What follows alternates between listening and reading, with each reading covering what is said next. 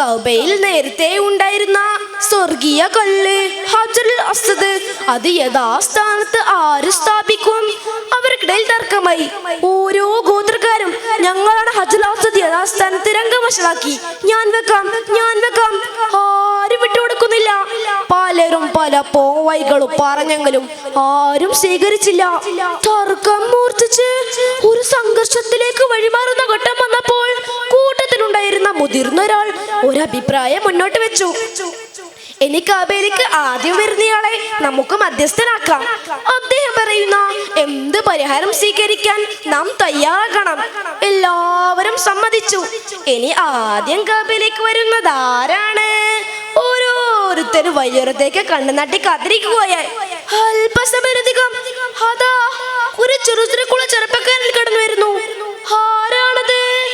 എല്ലാവരും വെറുഞ്ഞാളെ തന്നെ നോക്കി നിന്നു. അടുത്തെത്തിയപ്പോഴല്ലേ കൂടുന്നതിനോട് കണ്ട ആഹ്ലാദം കൊണ്ട് പ്രകാശിച്ചു. ഹാവൂ, സമാധാനമായി, നമ്മളുടെ അല്ലമീനാണല്ലോ വരുന്നത്. ഏവർക്കും സ്വീകാരനായ ഒരാൾ.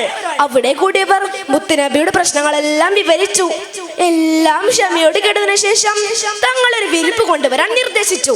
ആ വിരിപ്പ് നിലത്തി വിരിച്ചുകൊണ്ട് ഹജറുൽ അസ്വദ് ബഹുമാനപൂർവ്വം അതിലെടുത്തു വെച്ചു. ശേഷം ഓരോ ഗോത്രക്കാരിൽ നിന്നും ഒരാളെ തിരഞ്ഞെടുത്തു.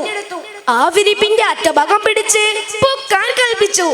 എല്ലാവരും കൂടെ പൊക്കി ഹജറുൽ അസ്വദ് നബി സല്ലല്ലാഹു അലൈഹി വസല്ലമയുടെ തൃക്കരങ്ങൾ കൊണ്ട് യഥാസ്ഥാനത്ത് സ്ഥാപിക്കുകയും എല്ലാവർക്കും സന്തോഷമാവുകയും ചെയ്തു.